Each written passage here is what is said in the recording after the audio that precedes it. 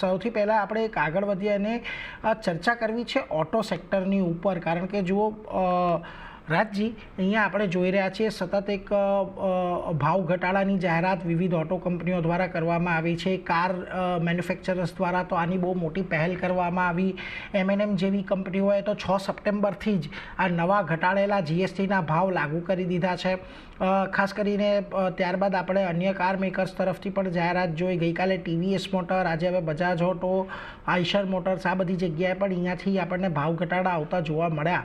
હવે ખાસ કરીને મારે તમને એ પૂછવું છે કે આ આખા જીએસટીના આખું જે પરિસ્થિતિ ઉદ્ભવી ત્યારબાદ તમને લાગે છે Q2 હજી થોડુંક એક સબડ્યુડ રહેશે? કારણ કે જો અત્યારે આપણે એક એન્ટિસિપેશનની અંદર ઓટો સ્ટોક્સની અંદર તો સારી રેલી આવતી જોવા મળી ગઈ છે, પરંતુ 15 ઓગસ્ટથી જે ખાસ કરીને બાઇંગ છે થોડુંક ડિલેડ થતું જોવા મળ્યું છે અને કદાચ છેલ્લા એક અઠવાડિયાની અંદર આપણને જોવા મળે Q2ના. એટલે તમને લાગે છે થોડુંક એક વોલ્યુમ થોડાક ઓછા રહી શકે છે? અને બીજી તરફ માર્જિનને લઈને પણ પૂછવું છે, કારણ કે જો ઘણી બધી જગ્યાએ આપણને ભાવ ઘટાડા આ ટેક્સને લીધે આવ્યા છે, તો શું આવનારા સમયમાં અહીંયા આને લીધે માર્જિન પણ સુધરતા દેખાશે? કઈ અપેક્ષા આપની ઓટો સેક્ટરને લઈને બની રહી છે?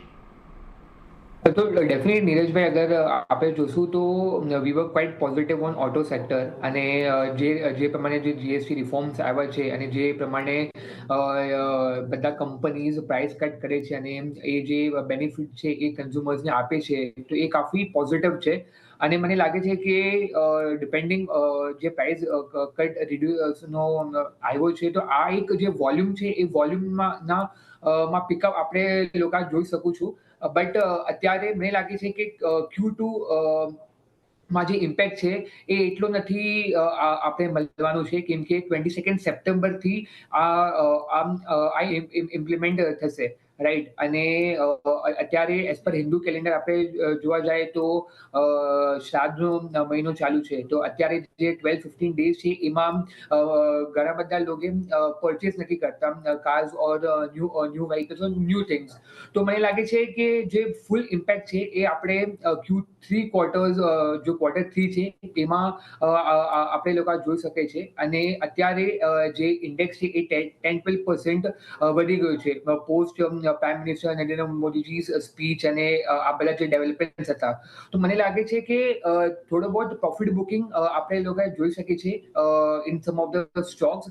But from 2 to 3 months perspective or more than that, from the tactical perspective, we continue to remain positive on auto sectors. અને સ્ટોક સ્પેસિફિક અગર આપણે જોવા જાય તો અમે લોકોને Tata motors, Maruti Suzuki, TVS motor, આ બધા જે સ્ટોક્સ છે એમાં કાફી પોઝિટિવ મોમેન્ટમ દેખાય છે.